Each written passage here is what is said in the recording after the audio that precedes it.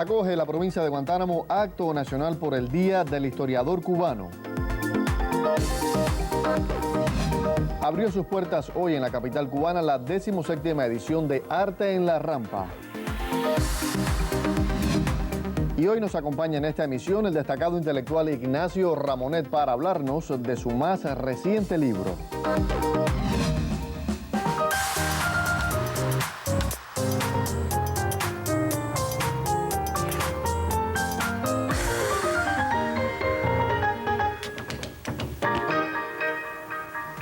Saludos desde La Habana. Es viernes 1 de julio de 2016 y abrimos la última emisión de esta semana en el noticiero cultural de la televisión cubana. La provincia de Guantánamo acogió hoy el acto nacional por el Día del Historiador Cubano. Allí se reconoció el desempeño y la labor de esos profesionales, de la filial que los agrupa y de su Casa de la Historia, la primera inaugurada en el país. Guantánamo será sede esta noche del Acto Nacional por el Día del Historiador Cubano, una celebración que no por casualidad tiene lugar en este territorio oriental cubano. Los resultados de los guantanameros en la investigación y la promoción de la historia son encomiables, según se dio a conocer en el primer taller nacional de intercambio de experiencias de casas del historiador efectuado en la provincia. Entre las actividades que hacen sobresalir a Guantánamo como filial está la de haber sido la primera filial que en Cuba ha tenido una sede social para los historiadores cubanos. En el año 2000, en un encuentro que tuvimos con el comandante jefe Fidel Castro Ruz en el Palacio de las Convenciones, se planteaba la necesidad de tener sedes sociales. A partir de esas palabras de Fidel, la primera provincia que lo logró fue Guantánamo. Es reconocido por todos que es la sede social, no solo la primera, sino que es la mejor, la más completa, la que tiene más experiencia de trabajo. Y a partir de esa experiencia, ellos han tenido la iniciativa de convocar este taller. El objetivo fundamental es precisamente discutir las experiencias acumuladas en torno al funcionamiento y organización de la Casa de la Historia. Es decir, la metodología de cómo funciona la Casa de la Historia, también los espacios fijos teóricos que juegan un papel importante. En el caso guantanamero nosotros tenemos 7 espacios fijos teóricos que conforman parte del diálogo, de la discusión científica, donde participan incluso los estudiantes y profesores de historia y de la enseñanza, en general de las ciencias sociales. Conjuntamente con el taller, la Plaza Mariana Grajales de Guantánamo acogió la reunión ordinaria del Ejecutivo Nacional de la Unión de Historiadores de Cuba correspondiente al primer semestre del año 2016. Uno de los desafíos futuros es que cada territorio posea una casa del historiador, pues solo 7 gozan de ese privilegio. Que haya provincias que no tienen sede social no ha detenido el trabajo de la organización, pero tenerlo lo favorece muchísimo. Lo favorece muchísimo porque se convierte en una institución que propicia la actividad científica, que propicia la actividad sociocultural. Entonces se vuelve un centro, se vuelve un corazón de la actividad, por eso es muy importante y de eso los guantanameros saben bastante. En el acto nacional por el Día del Historiador Cubano esta noche será reconocida la filial que agrupa a estos profesionales en la provincia por sus 30 años de fundada. La velada estará dedicada al 90 cumpleaños del líder de la revolución, Fidel Castro. Yanela González, Noticiero Cultural. Y hoy abrió sus puertas al público la 17ª edición de la Feria de la Cultura Cubana Arte en la Rampa. Como ya es costumbre, el Pabellón Cuba, sede de la Asociación Hermanos Saiz, acoge esta cita que se extenderá durante todo el verano. Allí se encuentra el periodista Roilán Pardo, con quien hacemos contacto para tener otros detalles. Bienvenido, Roilán. Muchísimas gracias, saludos a la audiencia del Noticiero Cultural desde el capitalino Pabellón Cuba, donde hace apenas unas horas quedó abierta una nueva edición de Arte en la Rampa, una de las propuestas más populares del verano en esta capital. Arte en la Rampa se dedica este año al 90 cumpleaños del líder histórico de la Revolución Cubana, Fidel Castro Ruz, y al 30 aniversario de la Asociación Hermanos Saiz. Precisamente, una de las primeras acciones esta tarde fue la apertura de la muestra Soldado de las Ideas, dedicada a Fidel Castro Ruz, a través de la visión de 2 fotógrafos, Liborio Noval e Ismael Francisco, quienes de cierta manera han captado imágenes de los momentos fundacionales de nuestra revolución hasta la actualidad, todas ligadas a la figura de Fidel Castro Ruz. Bueno, pero Arte en la Rampa es más que la comercialización de productos culturales y artesanales. También organiza un interesante programa cultural para estos días y me acompaña Norma Rodríguez de Ribet, directora de comunicación del Fondo Cubano de Bienes Culturales. Quisiera saber ahora mismo cuáles son las propuestas culturales para estos meses de Arte en la Rampa. Buenas tardes, Roilán. Bueno, como tú adelantabas, hemos inaugurado con la exposición en homenaje a Fidel esta tarde de Arte en la Rampa, continúa un programa intenso de actividades en el cual se combinan la trova, el jazz, la fusión de muchas agrupaciones que históricamente integraron la Asociación Hermanos Saiz en sus 30 años de fundado. Y así cada fin de semana vamos a tener una interesante propuesta de conciertos en el escenario, en la pérgola, los martes siempre la peña de Fidel Díaz Castro con el Caimán Barbudo y la Asociación Hermanos Saiz, los miércoles escena con Renecito de la Cruz, los jueves el encuentro con que conduce la periodista Magda Recit, y más tarde las tardes de jazz con Rita Rosa, al cual están invitados interesantísimos proyectos de jóvenes músicos en los cuales también participarán figuras tan importantes, cultoras del género. Entonces, conciertos, presentaciones artísticas serán los principales atractivos de Arte en la Rampa y espacios teóricos también, además de algunas presentaciones. Así me despido, les saluda Roilán Pardo Cabrera y ahora la señal se origina desde el Noticiero Cultural. Muy buenas tardes. Gracias, Roilán, por el acercamiento a las propuestas que trae Arte en la Rampa en esta nueva edición. Nosotros volveremos en otras emisiones seguramente con más información de este evento que se desarrolla también como parte del verano cultural en Cuba. Y ya es tiempo de nuestra primera pausa. Al regreso, la periodista Magda Recit conversará en primera persona con el reconocido periodista Ignacio Ramonet sobre su más reciente libro, El Imperio de la Vigilancia, nadie está a salvo de la red global de espionaje. Ese es su título. Usted no se vaya, ya regresamos.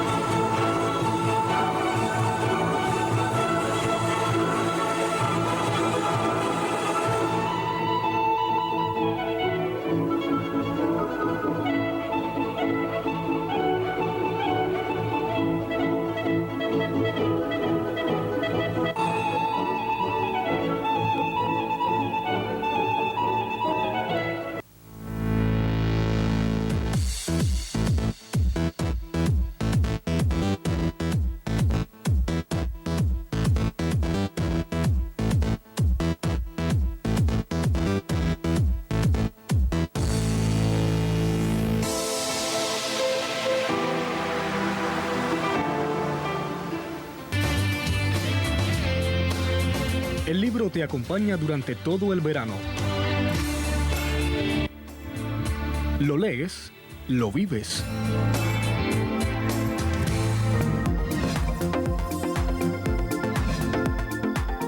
Como parte del verano, el Instituto Cubano del Libro ha preparado una amplia programación que incluye todo el país.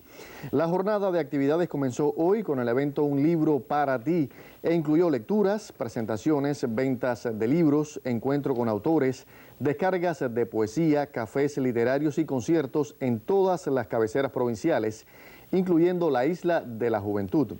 Durante la etapa estival, el público podrá disfrutar de las opciones que trae en este 2016 las lecturas de verano, que bajo el eslogan Lo lees, lo vives, propone festivales juveniles del libro, miniferias de verano, lecturas en los barrios, así como una jornada de celebraciones por el cumpleaños 90 del líder histórico de la Revolución Cubana, Fidel Castro. Y a propósito de libros, hoy la periodista Magda Recit conversa sobre un reciente texto publicado, nada más y nada menos que con su autor.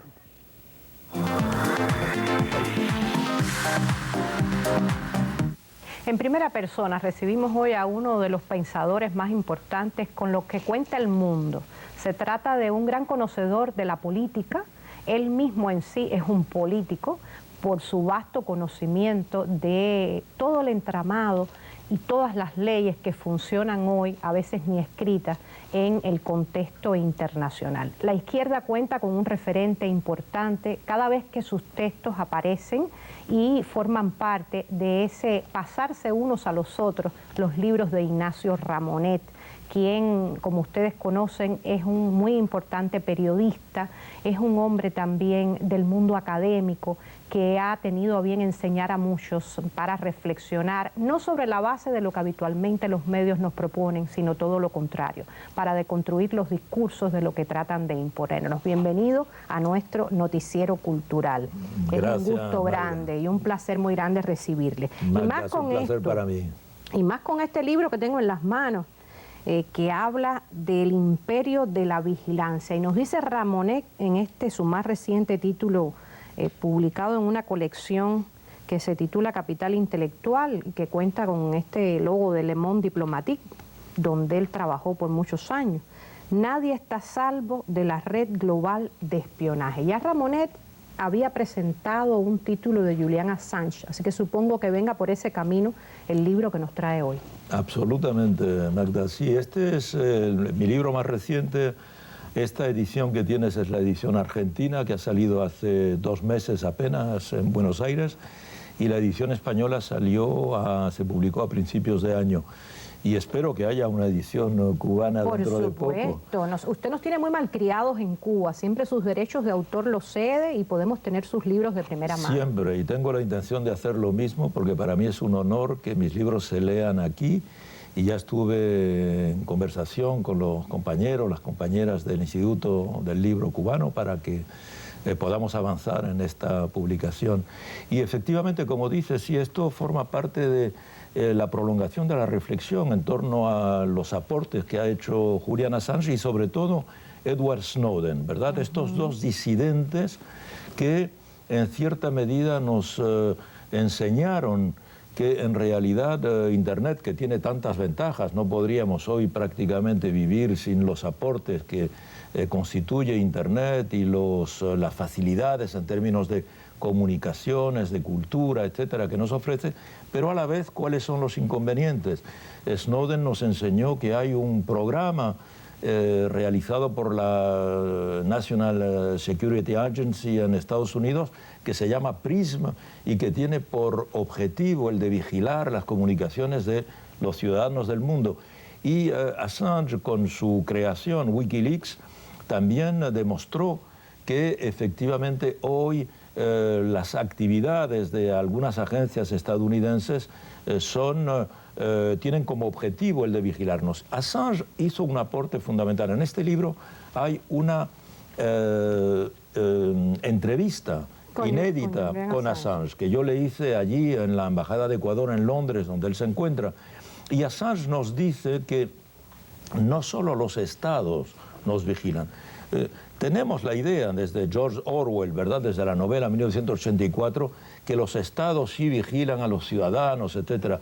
Pero Assange nos dice, hoy día son las grandes empresas de Internet las que nos vigilan, y la que más nos vigila es Google, que es la principal empresa de Internet. Y nos dice, no solo nos vigilan, sino que Google está integrada en el aparato de Estado de Estados Unidos. Por ejemplo, toda su información la comunica al Departamento de Estado. Entonces, es una manera de recordarnos que al lado de las ventajas de Internet, hoy día se está creando un aparato que podríamos llamar un aparato securitaro digital, que sucede un poco a aquel complejo militar-industrial que había denunciado el presidente Eisenhower en el momento de abandonar el poder en los años 50. O sea que se integra otro bloque serio y de gran peso a la guerra imperial. Exacto. Y es uno que tiene un poder sobre nuestras mentes también y sobre nuestras conductas y sobre todo lo que hacemos. Usted nos ha venido enseñando mucho sobre las ventajas, pero también las desventajas de Internet en el camino de que no sepamos vernos con ojos propios. ¿Cuál es la idea? ¿Cuál es el modo de un poco desentrañar esas verdades, de que no seamos lectores o viajeros hacia lo ignoto, sino que sepamos reconocer dónde se nos quiere manipular, dónde se nos quiere controlar? ¿Cómo hacer, Ramonet? Mira, Magda, si quieres, cuando apareció Internet, que surgió en la web en 1989, es decir, hace menos de 30 años, nos apareció como un gran instrumento de libertad, porque nos permitía escapar a los grandes monopolios mediáticos, las grandes corporaciones mediáticas que habían creado en los años 70 y 80 inmensos grupos mediáticos y controlaban la prensa escrita, la radio, la televisión. Y entonces Internet nos permitía ir a buscar la noticia con gran rapidez, sin tener que pasar por esos mastodontes. Podíamos informarnos gracias a Wikipedia, gracias a buscadores de información que nos liberaron. Era un instrumento de libertad. Lo que ahora tenemos que constatar es que Internet, que era estallado, que había proliferado, ahora está muy concentrado, se ha centralizado. Y si quieres, lo que trato de explicar en el libro es que ahora 5 empresas mundiales, planetarias, dominan Internet. Ya nos habló de Google. Google es una de ellas, ¿verdad? Amazon es otra de ellas, Facebook es otra de ellas, Apple es otra de ellas y Microsoft es otra de ellas. Lo que llamamos las GAFAM. ¿Cómo diríamos? Este pólipo, este pulpo que se llama GAFAM, 5 empresas controlan el 90% de Internet. Cuando tú vas a Internet, tienes una altísima probabilidad de dejar una huella, un rastro en una de estas 5 empresas. Y por consiguiente, esa empresa puede reconstruir exactamente cuáles son tus pasiones, cuáles son tus intereses, cuál es tu cultura, dónde tú quieres viajar, qué es lo que te interesa. Y eso es lo que venden estas empresas. Fíjate que Google es una empresa que no vende nada. Esencialmente es una empresa que es un buscador. Cuando tú entras en Google, pues vas buscando cosas. Lo que vende Google son tus datos y mis datos. Son los datos de 1.500 millones de personas que consultan Google. ¿Y reciben por eso? Claro, porque eso tiene un inmenso valor, por ejemplo, para las agencias de publicidad, para agencias de viajes, para agencias vendedoras de tal o tal servicio. Y eso hace que Google sea hoy la primera empresa del mundo. La primera empresa del mundo no es una empresa petrolera, no es una empresa bancaria. La primera capitalización bursátil del mundo es Google. Con nuestros datos. Nuestros datos son una materia prima estratégica con mayor valor bursátil que las materias primas internacionales. Entonces, evidentemente, esto hace un mundo muy diferente. No se trata de diabolizar Internet, repito, se trata de cómo podemos escapar a esos monopolios. ¿Cómo podemos imaginar alternativas para no depender de esos monopolios? Yo digo a veces, no hay que rechazar, diabolizar, satanizar a Internet. Igual que, si quieres, la electricidad es indispensable, pero con la electricidad nos podemos electrocutar. Lo que tenemos que hacer es tener electricidad, que nos da muchas ventajas, y tomar precauciones para no electrocutarnos. Lo que queremos es un mundo con Internet, pero un Internet en el que no dependamos de 4 o 5 monopolios. Y Chomsky aparece en este libro también. Absolutamente, en el libro hay una... ¿Y qué teoría apuntala Chomsky aquí que lo ayudó mucho para construir este libro? Hay una entrevista también inédita con Noam Chomsky, con el que estuve en Buenos Aires precisamente, y Chomsky esencialmente es en torno a 2 cosas. La defensa de los lanzadores de alerta. No es normal que las 2 personas que nos han alertado a escala planetaria sobre los peligros actuales de Internet o sobre los peligros del comportamiento del imperialismo hoy, que son Julian Assange y Edward Snowden, estén perseguidos. Uno refugiado desde hace 4 años, en este momento conmemoramos esta fecha, 4 años en la Embajada de Ecuador sin poder salir y con perspectivas difíciles, y por otra parte Edward Snowden, protegido por Rusia, menos mal, porque si no estaría también detenido y condenado a larguísimas penas de cárcel. Entonces, Chomsky lanza un llamamiento para que imaginemos fórmulas de protección de los lanzadores de alerta en la ONU, los premios Nobel, etcétera. Algo tenemos que hacer masivamente.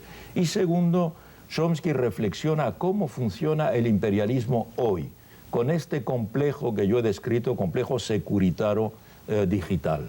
Bueno, mucho le agradezco a Ignacio Ramonet que nos haya traído la buena noticia de un texto que pronto podremos disfrutar, que se titula El imperialismo de la vigilancia. Nadie está a salvo de la red global de espionaje.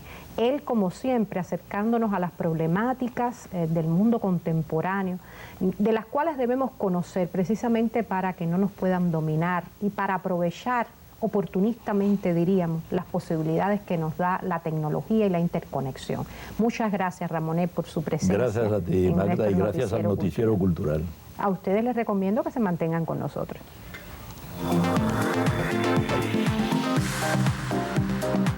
Y ya es tiempo de nuestra segunda pausa. Luego de los mensajes promocionales abrimos nuestra sección Contrapunteo, donde el periodista Yuris Nórido nos acompañará en el cierre del tema de esta semana.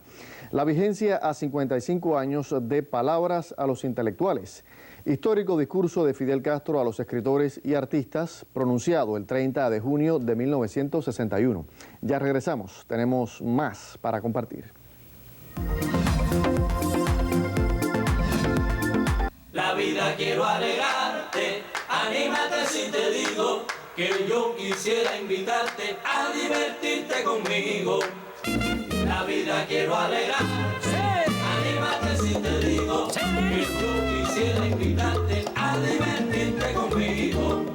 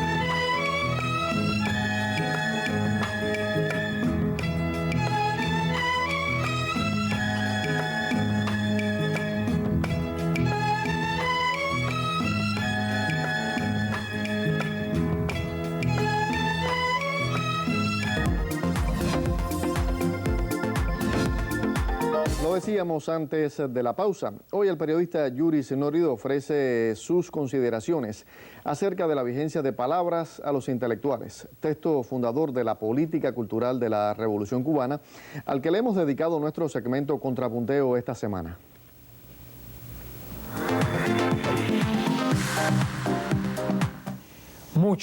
Muchísimo más contundente que circunstanciales errores en la aplicación de las políticas culturales, que los prejuicios, la mala fe o la falta de capacidad de coyunturales ejecutores, mucho más contundente, en fin, que todas las piedras en el camino, es la obra cultural de la Revolución Cubana. Obra inmensa, inacabable, revolución dentro de la revolución. No alcanzaría el tiempo de este comentario para enumerar los hitos y realizaciones de más de medio siglo de respaldo irrestricto y de promoción concienzuda de lo mejor de las artes y las letras cubanas, de reconocimiento y divulgación del patrimonio artístico universal. La obra cultural de la Revolución no precisa exageradas apologías porque está viva, es palpable. Su mejor defensa es la existencia misma de un proceso que enraizó lo más progresista del pensamiento político, filosófico y artístico de una nación. Revolución es cultura, pero cultura es revolución. Con las hoy célebres palabras a los intelectuales, Fidel Castro trazó en junio de 1961 los lineamientos de una política cultural encaminada, fundamentalmente, a poner el arte y la literatura, el conocimiento todo, en manos del pueblo. Fueron estas palabras la culminación de intensísimas jornadas de debate con decenas de creadores en la Biblioteca Nacional. Un debate sobre el rol del artista en una revolución que daba sus primeros pasos. Está claro que afloraron contradicciones, asuntos polémicos, interpretaciones conflictivas. De eso hay que seguir hablando. Pero 55 años después, las palabras de los intelectuales siguen incitando a la discusión apasionada, lo que viene a ser prueba irrefutable de su extraordinaria vigencia. Más allá del análisis de la significación de aquellas frases en el momento en que fueron pronunciadas, urge interpretarlas en el contexto actual, ante nuevos desafíos y con una vanguardia artística integrada, en gran medida, por creadores que no habían nacido en 1961. El verdadero arte es siempre revolucionario, formal y conceptualmente. El arte no debería ser rehén de maquiavélicos vaivenes del mercado. El arte no debería ser abanderado de un pensamiento único, homogenizador, retrógrado, alienante. La cultura es enriquecimiento, emancipación, luz. Es el más hermoso destello de la creación humana. La cultura es inseparable de la libertad. No podemos abandonarnos a la ilusión ingenua de que la obra cultural de la Revolución Cubana es indestructible y perfecta. Acechan peligros, dentro y fuera. La banalidad, la incultura y la mediocridad ganan espacios muchas veces frente a nuestras narices y sin que nos alarmemos demasiado.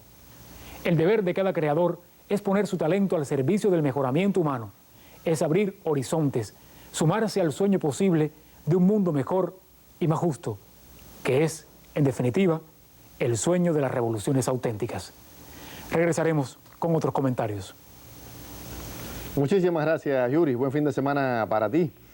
Y en el contexto de la edición 49 de la Jornada Cucalambiana, en Las Tunas se entregaron los premios del Salón de Paisaje, Décima Mural y Artesanía. Otros detalles nos llegan en el siguiente informe desde esa oriental provincia. Cada año la Jornada Cucalambiana invita al Salón Nacional de Paisaje, Décima Ilustrada y Artesanía para una vez más ver, sentir y respirar el campo verde.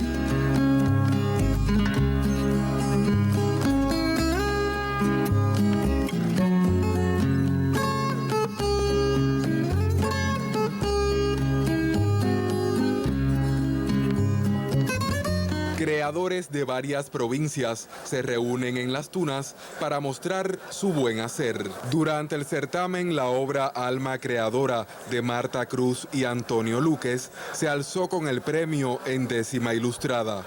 El cuadro Entre la Maleza de Eliade Ávalo mereció el lauro en paisaje, mientras que Alina Gallardo recibió el máximo reconocimiento en artesanía por la pieza Supervivencia. Siempre quiero reflejar todo lo que tiene que ver con la cubanía, todo lo que tiene que ver con el campo. El entorno afecta lo que uno hace.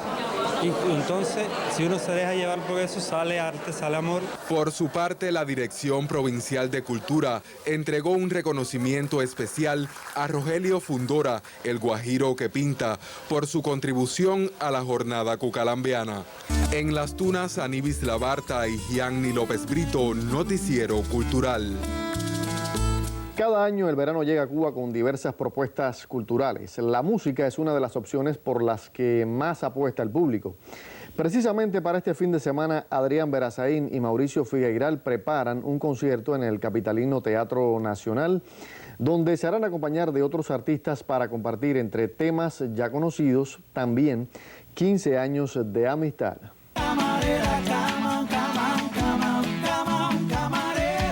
Seguramente sea ese estribillo lo que más recuerde del dúo ocasional de estos jóvenes trovadores. Pero la escena musical cubana volverá a reunirles el próximo día 2 de julio en la Sala Covarrubias del Teatro Nacional de Cuba para que podamos tener otras referencias. Bueno, Berazaín y Figueiral es un dueto que viene más allá de la música, viene de la amistad, viene de la vocacional. Esa amistad se ha convertido en canciones, esas canciones se han convertido en conciertos, en viajes, en giras. Esta vez, acompañados de amigos de siempre y con otro concepto de banda, Adrián Berazaín y Mauricio Figueiral interpretarán temas que los unen hace más de una década. Vamos a estarnos presentando con una banda de malos conocidos, de amigos que han accedido a compartir con nosotros este concierto.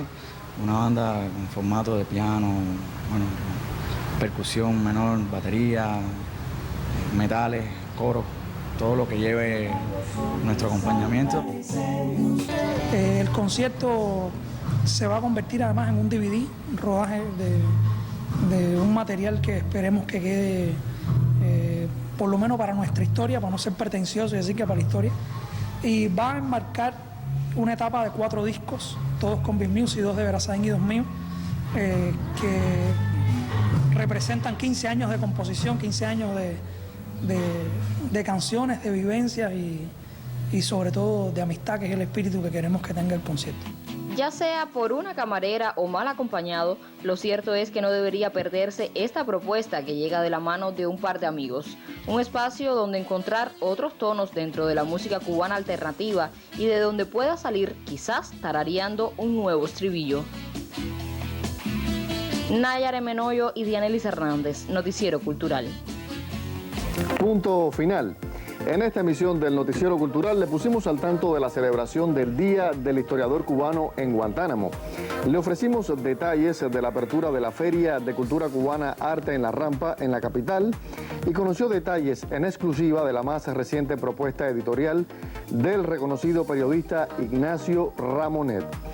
Gracias por acompañarnos durante toda la semana. Nosotros volveremos a encontrarnos el lunes para recorrer juntos la actualidad del arte y la literatura en Cuba y el mundo. Hasta entonces, buen fin de semana.